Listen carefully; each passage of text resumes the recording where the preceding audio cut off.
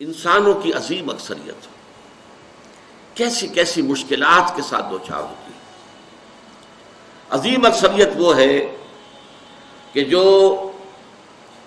کمر توڑ دینے والی مشقت کرنے کے باوجود 2 وقت پیٹ بھر کر کھانا نہیں کھا سکتے، جن کے بچوں کو علاج کی سہولت میسر نہیں، مشقت، محنت، تکلیف، نہ صرف محنت و مشقت، محنت و مشقت کے اعتبار سے تو ہم یہ کہہ سکتے ہیں کہ انسان بھی لدو اونٹ کے مانند ہے یا کولو کے بیل کے مانند ہے، لیکن حیوان اور انسان میں اس اعتبار سے بڑا فرق ہے۔ انسان میں احساسات، رنج، غم، صدمہ، کسی جانور کا بچہ جب جوان ہو گیا، اب اس کے بعد وہ جانے اس کی زندگی علیحدہ ہے، والدین کی علیحدہ ہے، والدین بھی پتہ نہیں کوئی ان کا جوڑا ہے کہ نہیں مستقل۔ لیکن یہاں کیا ہوتا ہے؟ یہاں جس اولاد کو پالا پوسا، جنہیں اپنے جگر کے ٹکڑا سمجھ کر اور اپنا پیٹ کاٹ کر جن کو پالا ہے، اگر وہی بیٹا جوان ہو کر سینہ تان کر بات کرتا ہے، یا جیسا کہ آپ سنتے ہیں باپ پر ہاتھ اٹھا لیا ہے، ماں کو مار دیا ہے، قتل کر دیا ہے، جو صدمہ اس وقت انسان کو ہوتا ہے کیا کسی حیوان کو ہوتا ہے؟ یہ صدمات، یہ رنج و غم، قرآن مجید میں ایک پوری سورہ مبارکہ ہے اسی پر، جس کا مرکزی مضمون یہی ہے، لا اقسم بہذا البلد وانت حل بہذا البلد ووالد وما ولد لقد خلقنا الانسان فی کبد۔ میں جو ابتدائی قسمیں ہیں ان کو اس وقت تشریح نہیں کروں گا، اس لیے کہ وہ ہمارا اس وقت کا موضوع نہیں ہے۔ جس چیز پر قسمیں کھائیں اللہ نے 3، لا اقسم بہذا البلد وانت حل بہذا البلد ووالد وما ولد، 3 قسمیں کھا کر بات کیا کہی؟ ہم نے انسان کو محنت اور مشقت ہی میں پیدا کیا ہے۔ محنت اور مشقت ہر انسان کا مقدر ہے۔ عام طور پر سمجھا یہ جاتا ہے کہ غریب لوگوں کے لیے یہ معاملہ ہے، نہیں، اصل میں محنت اور مشقت کی شکلیں مختلف ہیں۔ کوئی شخص دفتر میں بیٹھا ہوا مشقت کر رہا ہے، کسی کی ذہنی مشقت زیادہ ہے، کسی کی جسمانی مشقت زیادہ ہے۔ یہ جسمانی مشقت والا جو ہے تھک ہار کر رات کو سوتا ہے تو صبح کی خبر لائے گا، وہ پوری طرح ٹانگیں پھیلا کر سوتا ہے۔ اور یہ جو ذہنی مشقت کرنے والے ہیں، لمبی لمبی کاروں میں چلنے والے اور بڑے بڑے محلوں میں رہنے والے، ایئر کنڈیشنڈ آفیسز اور بنگلوں میں رہنے والے، ان کی راتوں کی نیند حرام ہو جاتی ہے۔ ان کو جو مسائل درپیش ہوتے ہیں، انہیں جو صدمے ہوتے ہیں، انہیں جو فرسٹریشنز ہوتی ہیں، یہ نقصان ہو گیا ہے، یہ معاملہ ہو گیا ہے، فلاں نے یہ کر دیا ہے، فلاں پرابلم پیدا ہو گیا ہے، یہ ساری چیزیں جو ہیں یہ اس غریب مزدور کے لیے نہیں ہوتی۔ آپ کو معلوم ہے ہپنوٹکس کی ضرورت جو ہے انہی عمرا کو ہوتی ہے، سیڈیٹیوز کی ضرورت انہی کو ہوتی ہے، ٹرینکولائزرز انہی کو چاہیے، انہیں نرم گدیلوں کے اوپر نیند نہیں آتی۔ تو مشقت اور محنت ہر ایک کے لیے ہے۔ صدمہ، غالب نے بہت خوب کہا تھا، قید حیات و بند غم اصل میں دونوں ایک ہیں۔ موت سے پہلے آدمی غم سے نجات پائے کیوں؟ یہ انسان کا مقدر ہے، یہ تو ہو کر رہنے والی شے ہے۔ غم تو رہے گا، صدمہ رہے گا۔ آپ کو شاید یاد آیا ہو، ایک بڑی عظیم ہستی گزری ہے انسانی تاریخ میں، گوتم بدھ، کپل وستو کا شہزادہ، at the prime of his youth, 30 برس کی عمر، اس نے مشاہدہ کیا لوگوں کو، لوگ دکھوں میں ہیں، لوگوں کے لیے مصیبتیں ہیں، لوگوں کے لیے تکلیفیں ہیں۔ ایک اندھا آدمی دیکھا اس نے چلتا ہوا جو ٹھوکر کھا کے گرا اس کے نگاہوں کے سامنے، اس نے سوچا یہ کیا ہو رہا ہے، کیوں ہے یہ اندھا کیوں ہے؟ کسی کو اندھا پیدا کر دیا جاتا ہے، پیدائشی اندھا۔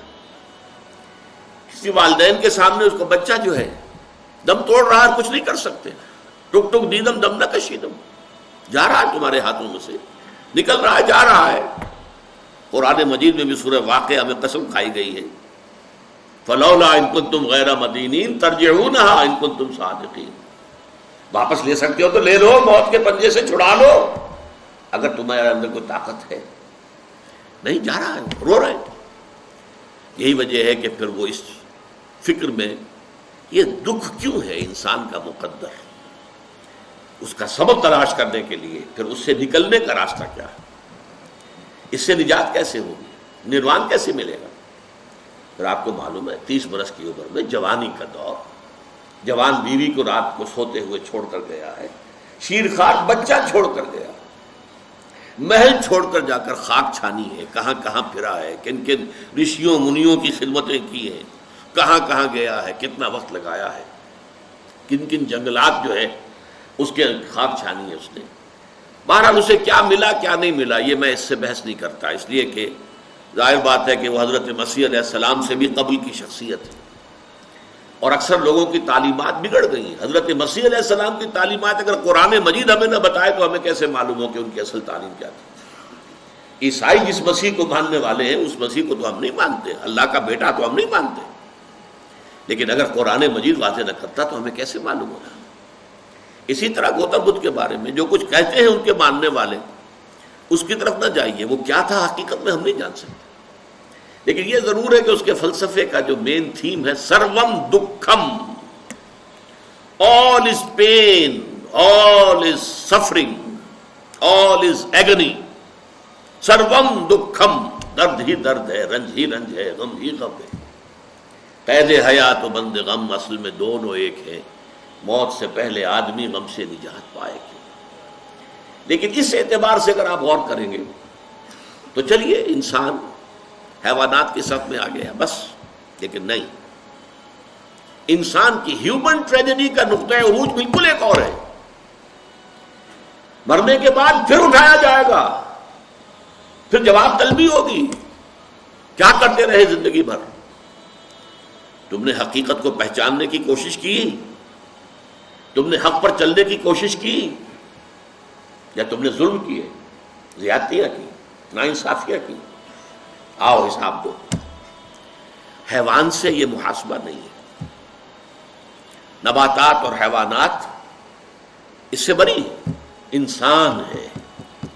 اس پر بھی ایک سورت ہے قرآن مجید کی، سورۃ الانشقاق، یا ایھا الانسان انک کادح الی ربک کدحا فملاقیہ، اے انسان تیرا معاملہ یہ ہے تو مشقت پر مشقت جھیل کر، تکلیفیں پر تکلیفیں برداشت کر کے پھر ایک دن اپنے پروردگار کے حضور میں حاضر ہوگا جواب دہی کے لیے۔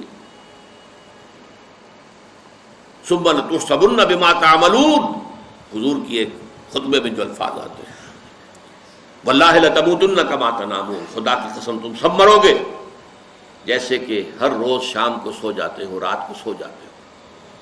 یہ نیند بھی موت کی بہن ہے۔ ثم لتبعثن کما تستيقظون، لیکن پھر جیسے روزانہ صبح بیدار ہوتے ہو ایسے ہی ایک صبح قیامت آئے گی کہ سب اٹھا لیے جاؤ۔ ثم لتحسبن بما تعملون، پھر تمہارا محاسبہ ہوگا، that grand accountability، وہ مسئولیت عظیم، پوری زندگی کا حساب، چھوٹی سی چھوٹی باتیں۔